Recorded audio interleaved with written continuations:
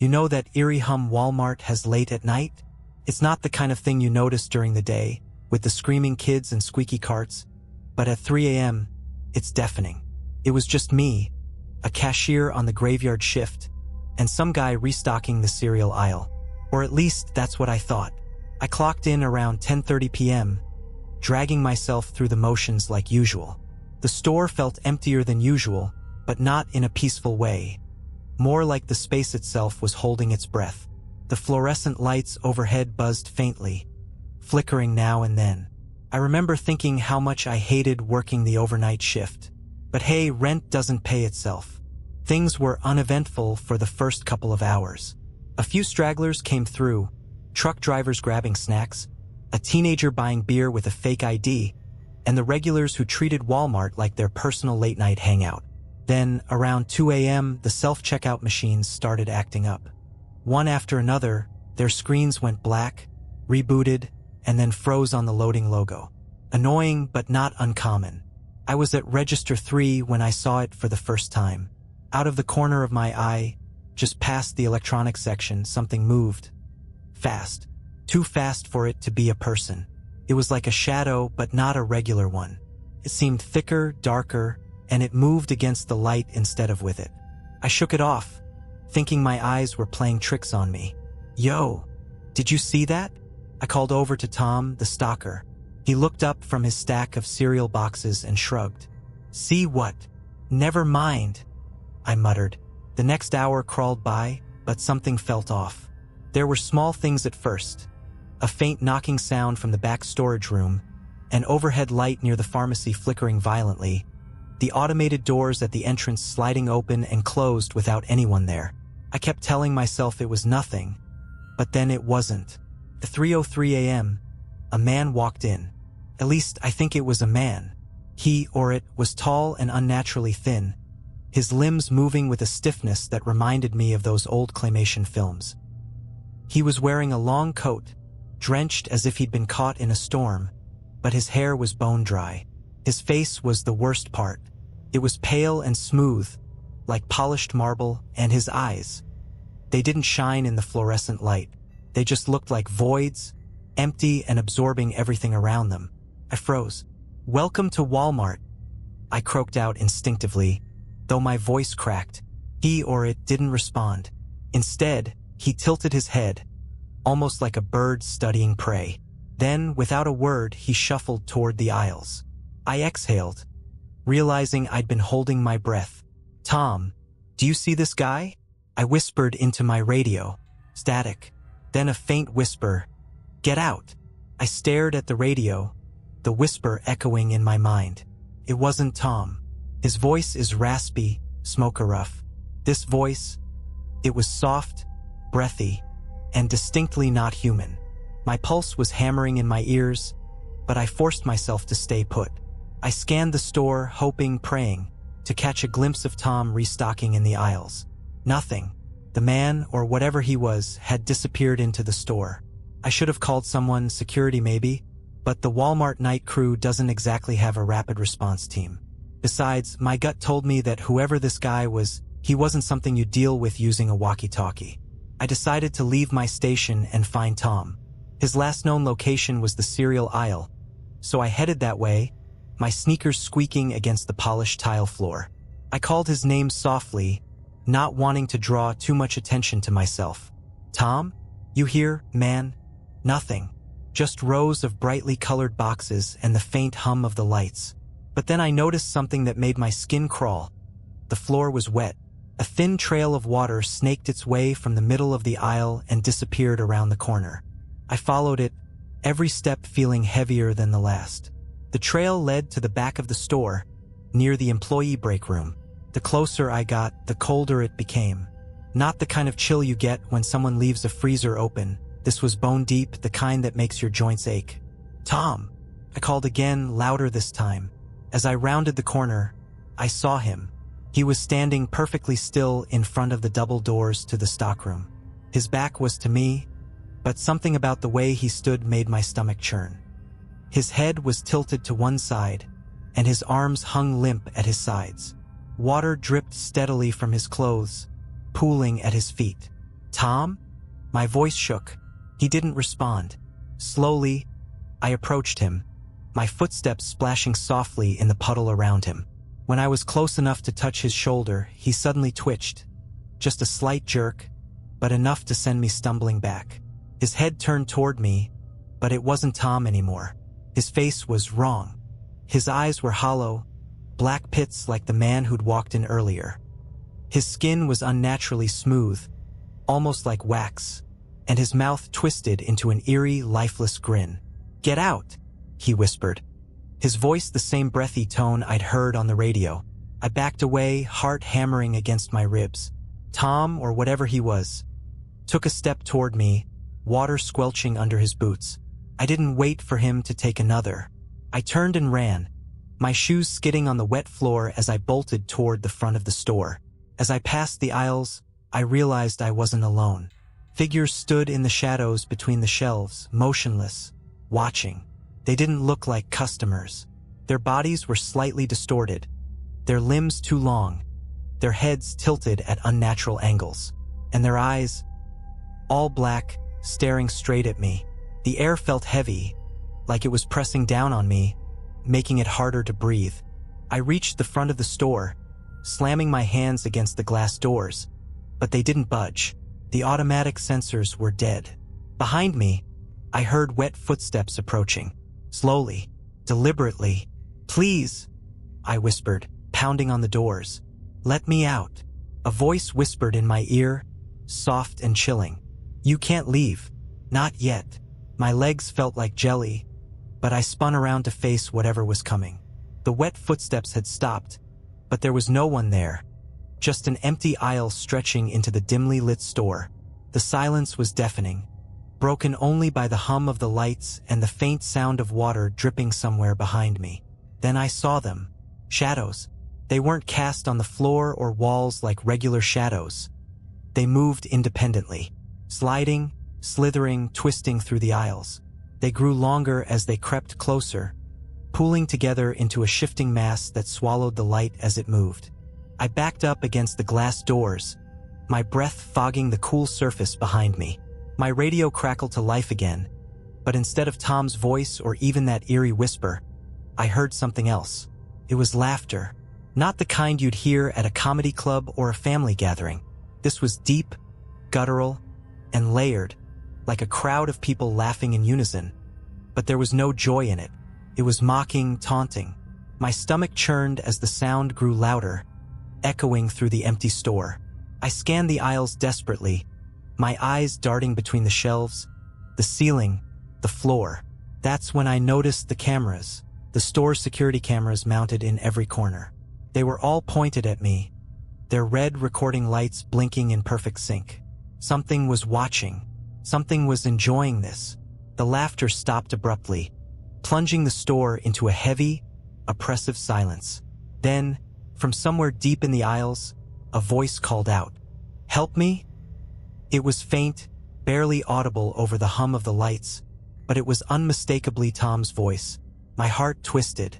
I knew I should have run, but something about the way he said it, so broken, so scared, compelled me to move. "Tom!" I shouted, my voice cracking. "Where are you?" The silence stretched on for an eternity before his voice came again, this time closer. "Help me?" I forced my feet to move, stepping cautiously into the aisles. The air grew colder with each step, the kind of cold that stung your lungs when you breathed. The lights above me flickered erratically, casting strange, fleeting shadows on the shelves. The trail of water led me to the frozen food section. It was puddling in front of one of the freezer doors, which hung open slightly. I approached slowly, my heart pounding so hard I thought it might burst. My reflection wavered in the glass, distorted by the frost and condensation. I reached out, gripping the freezer door handle with trembling fingers, and pulled it open. Nothing, just rows of frozen dinners and ice-covered shelves. "Help me!" This time, the voice came from behind me. I whipped around and saw him, or what was left of him. Tom stood at the end of the aisle, his body twisted and contorted, his limbs bending in ways no human limbs should bend. His skin was pale and cracked, like porcelain left out in the sun for too long, and his eyes, those black, soulless voids, stared straight through me. "Tom," I whispered, taking a step back. He tilted his head, a grotesque smile spreading across his face. "Why didn't you help me?" His voice was layered, as if multiple people were speaking through him. "You left me. I didn't—" My voice caught in my throat. "I'm sorry. I tried." "You're next," he said, the words reverberating through the air like a death knell. The shadows that had been creeping through the store suddenly surged forward, surrounding me. They coiled around my legs, pulling me down, dragging me toward the freezing, suffocating darkness. "Please," I screamed, clawing at the floor tiles. "I don't want to die." And then, just as the darkness swallowed me whole, the overhead lights flickered back to life. The shadows vanished, and the store was silent again. I was lying on the floor, gasping for breath, the cold tile pressing against my cheek. The water trail was gone. The freezers were closed. Tom was nowhere to be seen. I scrambled to my feet, sprinting for the doors. This time, they slid open without hesitation. The cool night air hit me like a punch to the chest as I stumbled outside, collapsing onto the pavement. Behind me, the store lights flickered once, then went dark. I sat on the curb outside the Walmart, gulping in the cold night air, trying to steady my racing heart. My hands were trembling so violently that I almost dropped my phone as I fumbled to dial 911. But when I looked at the screen, my thumb hovering over the call button, I hesitated. What could I say? That shadows came to life, the cameras were watching me, and my coworker turned into some kind of grotesque monster? They'd think I was drunk or hallucinating. Maybe I was. Maybe I'd imagined all of it. But then I noticed the smell. It was faint at first, but unmistakable. Damp earth and mildew, mixed with something metallic. I looked down and saw the hem of my jeans soaking wet. Water, ice cold. My chest tightened as I realized the wet footprints on the pavement leading from the store to where I now sat. And they weren't mine. The footprints were enormous, far larger than any human foot could be, and they were spaced unnaturally far apart, as though the thing that made them had a gait unlike anything that walked this earth. They led away from the store, out into the empty parking lot, and disappeared into the dark. A low hum broke the silence, and I turned to see the Walmart lights flicker back on. For a moment, the store looked normal, just as it always did. The parking lot's floodlights buzzed to life, casting pale yellow circles onto the asphalt. But then I saw it, movement behind the glass doors. A figure stood in the entryway just beyond the threshold. It was tall and unnaturally thin, its head tilted at an awkward angle. Even from this distance, I could see the empty black pits where its eyes should have been. It raised one hand slowly and pressed it against the glass, leaving a wet, smudged print. And then it smiled. Not a human smile, but a wide, grotesque grin that stretched impossibly far across its face, revealing rows of jagged, needle-like teeth. The kind of smile that wasn't meant to exist in nature. I scrambled to my feet, backing away. My car was at the far end of the lot, but I didn't dare take my eyes off the figure. It didn't move, just stood there watching, grinning, its hand still pressed against the glass. I turned and bolted for my car, fumbling with my keys as I reached the driver's side door. My hands were shaking so badly that I dropped them twice before finally managing to unlock the door and climb inside. I slammed the door shut, locking it immediately, and shoved the key into the ignition. The engine roared to life, and I threw the car into reverse, tires screeching as I peeled out of the parking lot. When I glanced in the rearview mirror, the figure was gone. The entryway was empty, just a wall of glass reflecting the floodlights outside. For a moment, I thought I'd escaped, but then the radio crackled to life. "Help me?" The voice was faint, distorted by static, but it was unmistakable. "Tom." "No," I whispered, shaking my head. "No, no, no." The voice came again, clearer this time. "You left me." I slammed the radio off, but the voice continued, echoing from somewhere inside the car. "You can't run. You can't leave." My heart stopped. I glanced at the rearview mirror again and froze. There, in the back seat, was a figure. Its face was smooth and pale, its eyes two black voids that seemed to suck in all the light. It leaned forward slowly, its grotesque smile spreading wider as it whispered, "You're next." And that's how I got the hell out of Walmart for good. I don't know what I saw that night, don't know if it was real or if I was losing my mind, but I haven't set foot in that place since. Sometimes, though, late at night, when the world is quiet, I hear the faint hum of fluorescent lights, and I swear I can still hear Tom's voice. You'd think that's where it ends, right? A scary Walmart shift, a freaky ghost, or whatever that was, and a lifetime of never shopping there again. I thought so too. I really, really did. For months after that night, I didn't tell anyone what happened, not even my closest friends. I just quit, started working at a diner on the other side of town, and tried to move on with my life. But things didn't go back to normal. Not completely. At first, it was subtle, little things that could have been my imagination. I'd hear the faint hum of fluorescent lights when I was in the shower or lying in bed at night. Sometimes, when I passed by a Walmart, my radio would glitch out, playing distorted static until I was a few blocks away. I'd brush it off, telling myself it was just paranoia, trauma maybe, but then I started seeing them. It was always at the edge of my vision, just for a second. A tall, thin figure standing under a streetlight or in the corner of a parking lot, staring at me with those black, hollow eyes. Every time I'd whip around to look, it would be gone. The worst was when I saw one standing outside my apartment window on the 3rd floor. It was just a shadow, but it was shaped like him, the thing in the store. It shouldn't have been possible for anyone to be up that high. But when I blinked, it was gone. I thought maybe I was going crazy. I even saw a therapist for a while. But how do you explain something like this without sounding completely insane? "Hey, Doc. I'm being stalked by Walmart demons. Got a pill for that." Eventually, I convinced myself it wasn't real. I stopped looking for shadows, stopped listening for the hum. Life settled into something close to normal. Until last week. It started with a letter. No return address, no stamp. Just an envelope slipped under my door.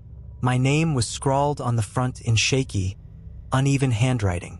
Inside was a single piece of paper with 3 words written in thick black marker. "Help me, Tom." I dropped the letter like it was on fire, my pulse skyrocketing. It didn't make sense. Couldn't be real. Tom was dead. I saw whatever that thing was. There was no way this was actually him. But the letter wasn't the worst part. The worst part was the smell. Damp earth and mildew, faint but unmistakable, clinging to the paper like it had been soaked in swamp water. I didn't sleep that night. The next day, I called in sick to work. I stayed home with all the lights on, double-checking the locks on my doors and windows every hour.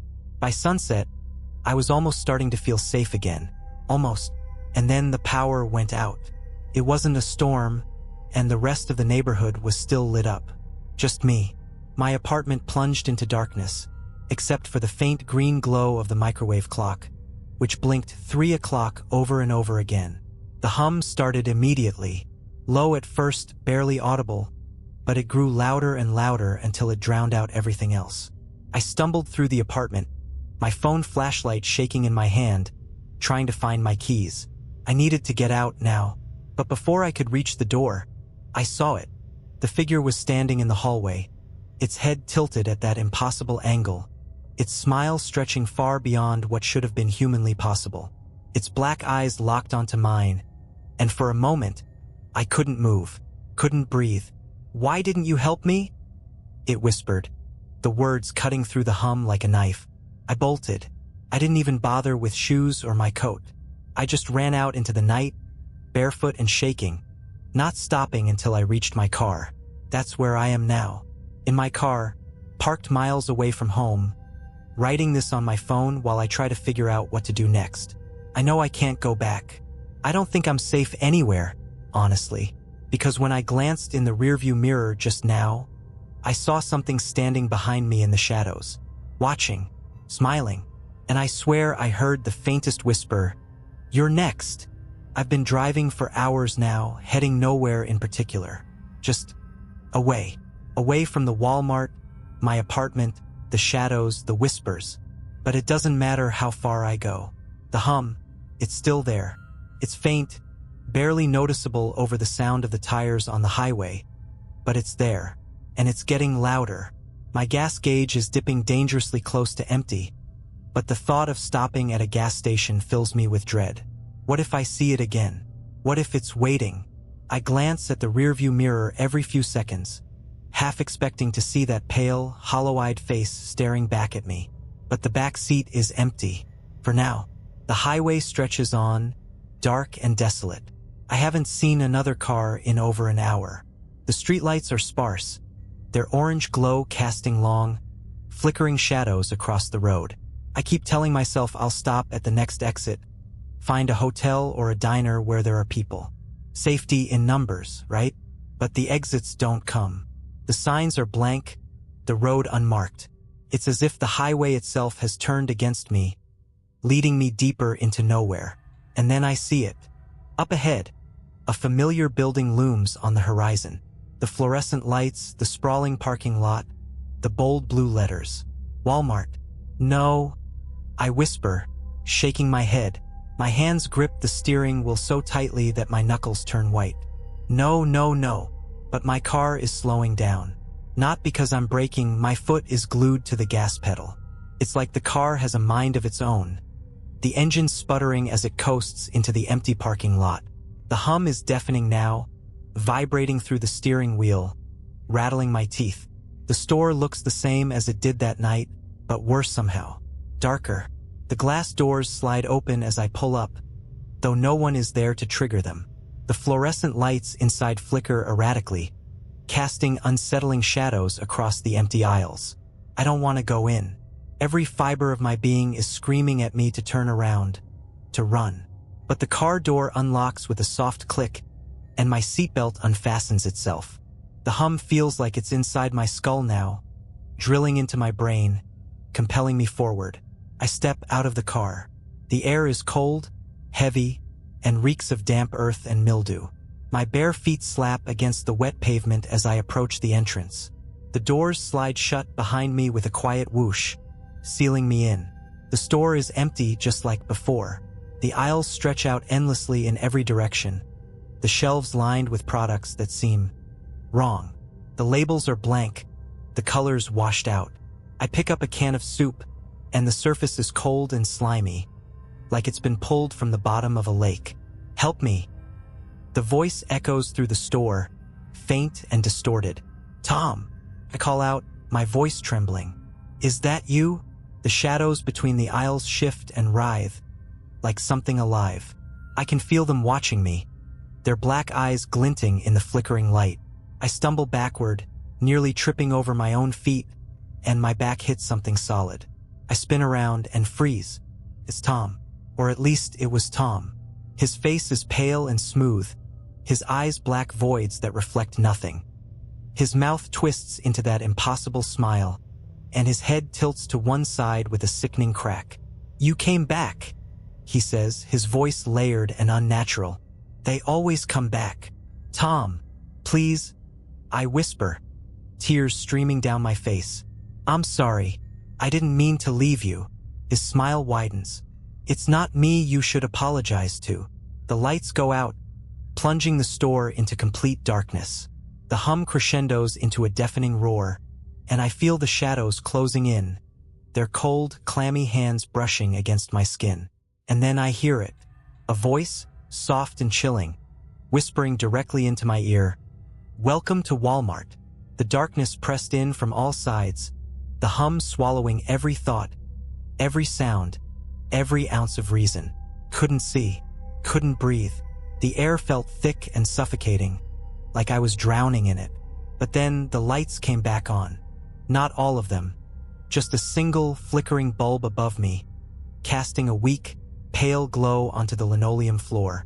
I was standing in the center of the store, surrounded by shelves that now seemed impossibly tall, stretching upward into darkness.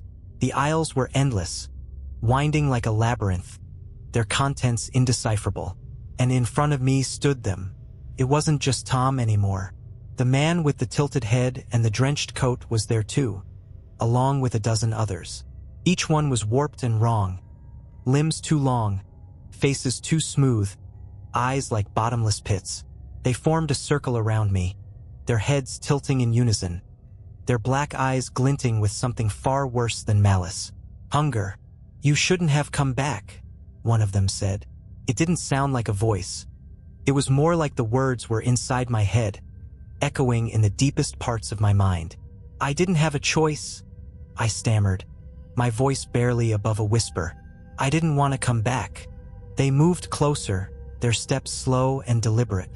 The hum grew louder, resonating in my chest, making my bones vibrate.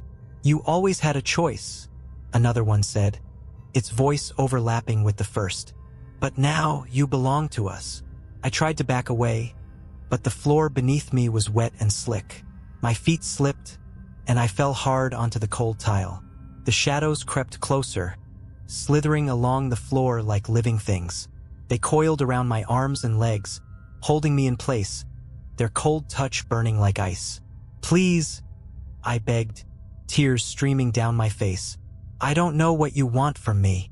One of them knelt down, its smooth, featureless face inches from mine. Its smile stretched wide, splitting its face in two. "We want what you took." What did I take?" I sobbed. "I didn't take anything. You took the truth," it hissed. "And now you'll give it back." The shadows surged upward, swallowing me whole. I screamed, thrashing against their grip, but it was like fighting quicksand. My vision blurred, my ears rang, and the hum became a deafening roar that drowned out everything else. And then, silence.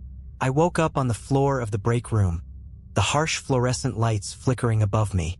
My uniform was damp, my shoes muddy, but there was no sign of the shadows, the figures, or anything else. It was just me, lying there in the middle of the empty store. The clock on the wall read 3:03 a.m. I staggered to my feet, my entire body trembling. My reflection in the microwave door stopped me cold. My eyes, they were darker than I remembered. Not black, not yet, but darker. And my skin, it looked too smooth, too pale. A voice crackled through the intercom system, faint and distorted. "Welcome to Walmart. Have a great night." I didn't run this time. There was no point. Deep down, I knew it was already too late, because when I stepped outside into the cool night air, the hum followed me. It was inside me now, a part of me, and when I caught my reflection in the car window, that impossible, grotesque smile was staring back. And that's why I don't go out at night anymore. Not because I'm afraid of the dark, but because I'm afraid of what I've become. You see, they don't want to kill you. That would be too easy. They want to replace you.